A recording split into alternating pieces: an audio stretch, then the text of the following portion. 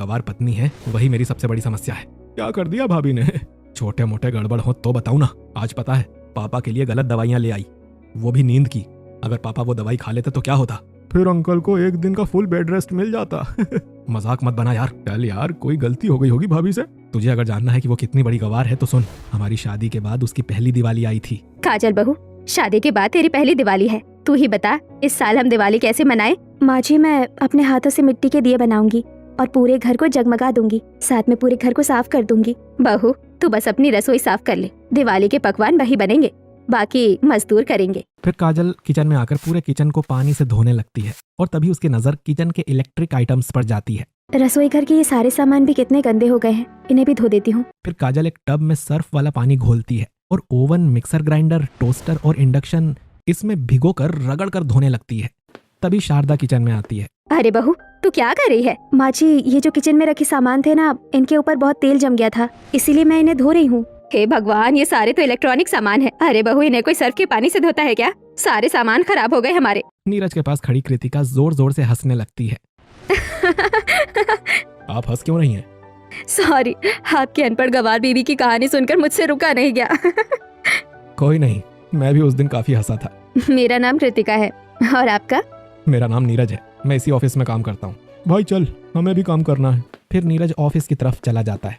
ऐसे ही रात होती है और नीरज कमरे में लेटे हुए सोचता है, उस लड़की की हंसी औसम थी और एक मेरी बीवी है। क्या सोच रहे हैं आप? कुछ नहीं, ऐसे ही।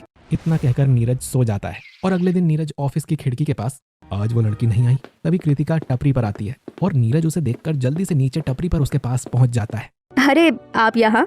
हाँ, वो कल मुझे आपसे बातें करके बहुत अच्छा लगा। अच्छा, तो आपको जब भी लोनली फील हो, आप मुझसे बात कर लिया कीजिए। लेकिन मैं आपसे बात कैसे करूंगा? मेरा नंबर ले लीजिए। कृतिका नीरज को अपना फोन नंबर देकर चली जाती है। फिर ऐसे ही जब रात होती है, नीरज बालकनी में कृतिका से फोन पर बात कर रहा होता है। मुझे लगता है कि मुझे तुमसे बात करने की आदत हो गई है। आदत अच्छी बात नहीं होती नीरज। वहीं हॉल में, नहीं, पापा को बुलाओ फिर सोऊंगा। हाँ, पापा को बुलाओ। नीरज को बुलाओ, कहो आज बच्चों के साथ सो जाए। वो बालकनी में किसी से बात कर रहा है। इतना, ये किससे बात कर रहे होंगे? फिर काजल जैसे ही बालकनी में पहुंचती है, नीरज घबराकर तुरंत फोन रख देता है। इतना घबरा क्यों रहे हैं? किससे बात कर रहे थे? मैं किससे बात कर रहा था ये तुम्हें बताना जरूरी नहीं है, जाओ यहाँ से। नीरज काजल को डांट कर भगा देता है। ऐसे ही सुबह होती है और नीरज ऑफिस के लिए जल्दी निकल रहा होता है। आज आप आधा घंटा पहले निकल रहे हैं। मैं आधा घंटा पहले निकल रहा हूँ, उससे तुम्हें क्या? मेरा टिफिन तैयार है कि नहीं? टिफिन तैयार है। फिर नीरज अपना टिफिन लेकर अपनी बाइक से कृतिका के पास पहुंचता है। हाय, हेलो, मैं तुम्हें ड्रॉप कर देता हूँ। Thank you. फिर कृतिका बाइक पर बैठ जाती है और नीरज उसे उसकी लोकेशन पर छोड़ देता है। आज शाम को मिलते हैं ना? ठीक है। इतना कहकर नीरज अपने ऑफिस चला जाता है और शाम को नीरज अपने ऑफिस से थोड़ा जल्दी निकलकर कृतिका के साथ सनसेट देख रहा होता है। मुझे तुमसे मिलना बहुत अच्छा लगता है। मेरे दिल में तुम्हारे लिए फीलिंग्स है नीरज, मैं तुमसे प्यार करती हूँ। I love you. नीरज मुस्कुराकर कृतिका का प्रपोजल एक्सेप्ट कर लेता है। ऐसे ही नीरज और कृतिका का मिलना जुलना और बढ़ जाता है। फिर एक दिन दोनों